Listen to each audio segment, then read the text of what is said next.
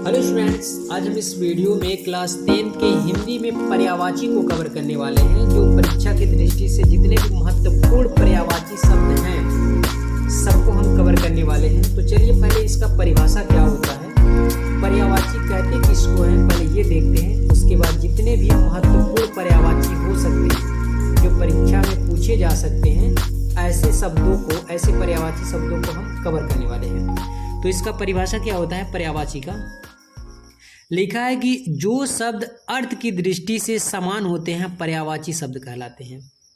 अब पर्यायवाची मतलब क्या होता है कि हम जिसको भी जानते हैं, जो शब्द होते हैं उसको जितने भी नामों से हम जानते हैं उसको हम पर्यायवाची बोलते हैं। जैसे जल है, जल को हम क्या क्या बोलते हैं, पानी भी बोलते हैं, नीर भी बोलते हैं, वारी भी बोलते हैं। तो इस जल का जितना भी नाम होगा जिसका अर्थ क्या हो, समान हो, सबका मतलब क्या हो, जल हो, पानी ही हो, उन सभी शब्दों को हम क्या बोलेंगे, पर्यायवाची। जैसे इसी तरह हम आँख को क्या बोलते हैं, आँख को जो भी बोला जाता है सब उसका पर्यायवाची शब्द कहलाएगा। जैसे आँख को हम क्या बोलते हैं, चक्षु भी बोल देते हैं, नयन भी बोलते हैं, और क्या बोलते हैं, नेत्र भी बोलते हैं। तो उसको हम जितने नामों से जानते हैं सब उसका क्या होगा, पर्यायवाची शब्द होगा। तो ऐसे महत्वपूर्ण पर्यायवाची को हमने इस वीडियो में कवर किया है जो परीक्षा की दृष्टि से बहुत ही महत्वपूर्ण है। तो इसको आपको क्या करना है, कॉपी में नोट कर लेना है और अच्छे से लर्न कर लेना है। तो चलिए जो पहला है वो देखिए क्या है। पहला है आँख। आँख का पर्यायवाची क्या होता है, तो आँख को जिन जिन नामों से हम जानते हैं सब उसका क्या होगा, पर्यायवाची होगा। जिसका अर्थ क्या हो, समान हो, सब उसके पर्यायवाची कहलाएंगे। तो आँख को हम और क्या कहते हैं, आँख को हम नयन भी बोलते हैं। क्या बोलते हैं, नयन। तो आँख का जो पर्यायवाची हो जाएगा वो नयन भी होगा। और आँख को क्या बोलते हैं, लोचन। क्या बोलते हैं, लोचन भी बोलते हैं। आँख को और क्या हम बोलते हैं, नेत्र। नेत्र भी हो गया इसका पर्यायवाची। और क्या बोलते हैं, चक्षु। क्या बोलते हैं, चक्षु। तो चक्षु भी इसका क्या हो गया, पर्यायवाची। तो आँख का पर्यायवाची क्या हो गया, नयन, लोचन, नेत्र, चक्षु। तो आपको इनमें से कुछ भी दे दिया जाएगा। जैसे यहाँ लिखा है, बोलेगा कि आँख का पर्यायवाची लिखिए, आँख के दो पर्यायवाची लिखिए। तो आपको इनमें से कोई भी दो आपको लिख देना है। या दिया रहेगा नयन का पर्यायवाची लिखिए, इसमें से कोई भी एक दे देगा और आपको उसके अलावा 2 या 3 जितना भी पूछेगा वो लिखना होगा। तो आँख का पर्यायवाची क्या हो गया, नयन, लोचन, नेत्र, चक्षु। अगला देखिए, आग। क्या लिखा है, आग। अब आग का पर्यायवाची क्या क्या होता है, आग को हम किन किन नामों से जानते हैं वो सभी नाम इसके पर्यायवाची शब्द कहलाएंगे। जैसे हम आग को अग्नि भी कहते हैं, आग को क्या बोलते हैं, अग्नि भी बोलते हैं। तो अग्नि भी इसका पर्यायवाची हो गया। और क्या बोलते हैं, पावक भी बोलते हैं, पावक। तो पावक भी क्या हो गया, आग का पर्यायवाची हो गया। और क्या बोलते हैं, अनल भी बोलते हैं।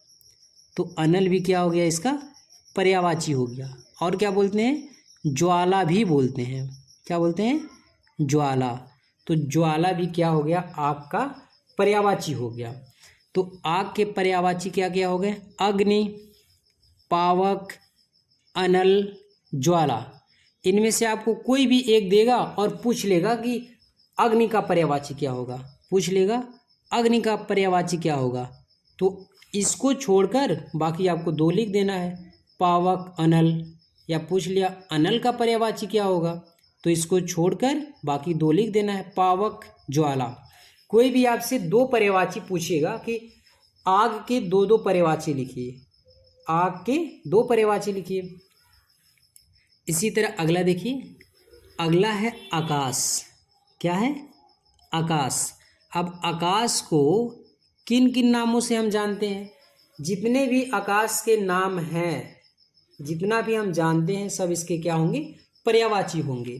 तो आकाश को हम आसमान भी बोलते हैं। क्या बोलते हैं, आसमान। तो आसमान भी क्या हो गया, आकाश का पर्यायवाची हो गया। और क्या बोलते हैं, गगन भी बोलते हैं। क्या बोलते हैं, गगन। तो आकाश का पर्यायवाची गगन भी हो गया। और शून्य भी बोलते हैं। क्या बोलते हैं, शून्य। तो ये हो गए आकाश के पर्यायवाची, आसमान, गगन, शून्य। अगला देखिए, कपड़ा। क्या लिखा है, कपड़ा। अब कपड़ा को हम जिन जिन नामों से पुकारते हैं, जानते हैं, सब उसका पर्यायवाची होगा। तो कपड़ा को हम क्या बोलते हैं, वस्त्र भी बोलते हैं। क्या बोलते हैं, वस्त्र। और क्या बोलते हैं, वसन भी बोलते हैं, वसन। और क्या बोलते हैं, अंबर भी बोलते हैं, अंबर। तो ये इसके हो गए पर्यायवाची। अब सबका अर्थ क्या होता है, समान होता है। सभी शब्दों के जो अर्थ होंगे वो समान होंगे। तो ये है कपड़ा का पर्यायवाची, वस्त्र, वसन, अंबर। और पट भी बोल देते हैं इसको। क्या बोलते हैं, पट। तो ये भी इसका पर्यायवाची हो गया, वस्त्र, वसन, अंबर, पट। इसी तरह अगला देखिए, कमल। क्या है, कमल। तो कमल को हम क्या क्या बोलते हैं, कमल को हम बोलते हैं पंकज बोलते हैं। क्या बोलते हैं, पंकज। कमल को पंकज भी कहते हैं, पंकज कहते हैं, नीरस कहते हैं। और क्या कहते हैं, सरोज भी कहते हैं इसको। तो इस तरह कमल का पर्यायवाची क्या हो गया, पंकज, नीरज, सरोज। अगला देखिए, गाय। गाय का पर्यायवाची क्या होगा, तो गाय को हम और क्या बोलते हैं, गाय को हम बोलते हैं धेनु। क्या बोलते हैं, धेनु भी बोलते हैं। और क्या बोलते हैं, गाय को गौ भी बोलते हैं। तो गौ भी इसका पर्यायवाची हो गया। और क्या बोलते हैं, पिनोधनी भी बोलते हैं। क्या बोलते हैं, पिनोधनी। क्या बोलते हैं, पिनोधनी। तो ये गाय का पर्यायवाची हो गया, धेनु, गौ, पिनोदनी। अगला देखिए, तालाब। क्या चीज़, तालाब। तालाब का पर्यायवाची क्या होता है, तो तालाब को हम किन किन नामों से जानते हैं, जितने भी समान अर्थ वाले होंगे सबको हम पर्यायवाची ही बोलेंगे, जिसके अर्थ क्या होंगे, समान हों। तो तालाब को हम बोलते हैं सर भी बोलते हैं। क्या बोलते हैं, सर बोलते हैं। और क्या बोलते हैं, सरोवर भी बोलते हैं। क्या बोलते हैं, सरोवर। और ताल भी बोलते हैं इसको। तो ये हो गया तालाब का पर्यायवाची, सर, सरोवर, ताल। अगला देखिए, पत्थर। पत्थर का पर्यायवाची क्या होगा, तो पत्थर को हम बोलते हैं पसाड़। क्या बोलते हैं, पसाड़ भी बोलते हैं। इतिहास में आप लोग पढ़े होंगे पसाड़ काल। तो पत्थर को हम क्या बोलते हैं, पसाड़ भी बोलते हैं। और क्या बोलते हैं, पाहन भी बोलते हैं। क्या बोलते हैं, पाहन। और क्या बोलते हैं, प्रस्तर बोलते हैं, प्रस्तर। तो ये हो गया पत्थर का पर्यायवाची, पसाड़, पाहन, प्रस्तर। अगला है पृथ्वी। क्या है, पृथ्वी। अब पृथ्वी का पर्यायवाची क्या होगा, पृथ्वी को हम किन किन नामों से बोलते हैं, पृथ्वी को हम बोलते हैं धरती भी कहते हैं, धरती बोलते हैं। और क्या बोलते हैं, भूमि भी बोलते हैं, भूमि भी इसका पर्यायवाची हो गया। और क्या बोलते हैं, धरा भी बोलते हैं। तो ये इसकी पर्यायवाची हैं। पृथ्वी के पर्यायवाची कौन कौन से हैं, धरती, भूमि, धरा। अगला देखिए, अगला है सूर्य। सूर्य का पर्यायवाची क्या होगा, सूर्य को हम किस किस नाम से पुकारते हैं, तो सूर्य को हम सूरज भी कहते हैं। क्या बोलते हैं, सूरज भी बोलते हैं। और क्या बोलते हैं, रवि भी बोलते हैं। तो रवि भी इसका क्या हो गया, पर्यायवाची हो गया। भानु भी बोलते हैं, तो भानु भी इसका पर्यायवाची हो गया। और क्या, भास्कर। तो ये इसके पर्यायवाची शब्द हैं। सूर्य के सूरज, रवि, भानु, भास्कर। तो आपसे कुछ भी पूछा जा सकता है, पूछ लेगा सूरज का पर्यायवाची बताइए, तो जिसका पूछेगा उसको छोड़कर कोई दो लिख देना है। रवि भानु लिख सकते हैं, या भानु भास्कर लिख सकते हैं, या सूर्य रवि लिख सकते हैं। जो पूछेगा उसको छोड़कर बाकी दो पर्यायवाची इसके लिख देने हैं। अगला है बादल। क्या है? बादल। अब बादल के पर्यायवाची कौन कौन से हैं? तो बादल को हम क्या क्या बोलते हैं? मेघ भी बोलते हैं। क्या बोलते हैं? मेघ। तो बादल का पर्यायवाची हो गया मेघ। घन भी बोलते हैं, तो घन भी इसका क्या हो गया? पर्यायवाची हो गया।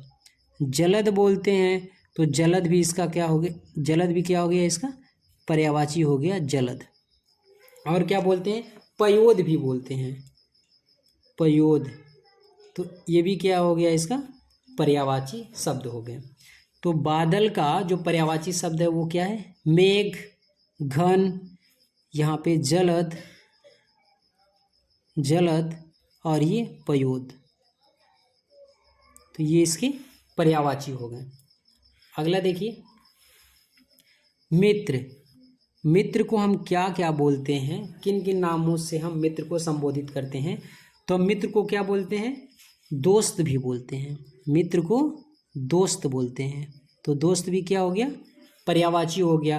और क्या बोलते हैं दोस्त के अलावा? सखा भी बोलते हैं। क्या बोलते हैं? सखा। तो सखा भी इसका क्या हो गया? पर्यायवाची। और ये बोलते हैं सहचर।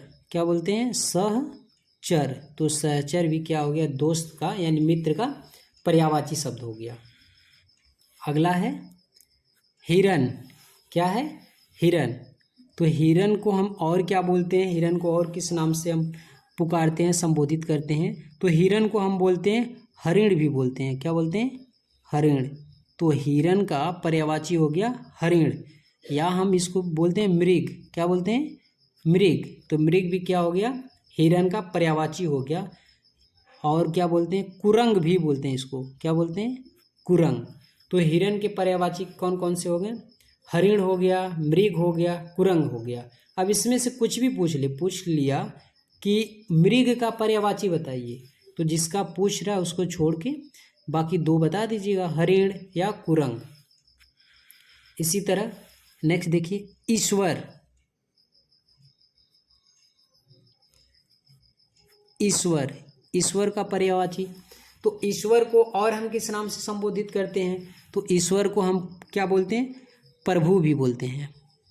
तो प्रभु भी इसका पर्यायवाची हो गया। और क्या बोलते हैं? परमेश्वर भी बोलते हैं।